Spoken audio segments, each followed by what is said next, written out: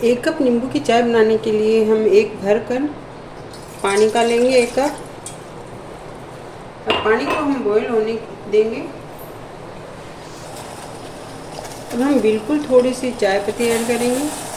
चाय पत्ती ज़्यादा ऐड नहीं करेंगे नींबू की चाय में। अब इसे अच्छे से बॉईल होने देंगे। चाय अच्छे से बॉईल हो गई है।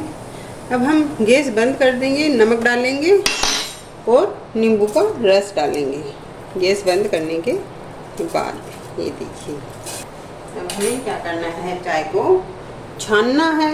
अब हम 1 कप लेंगे धरिया और अब हम इसमें ये चाय छान देंगे। देखिए हमारी नींबू की चाय बनकर तैयार है। इसे गर्मा गर्म सर्व करें।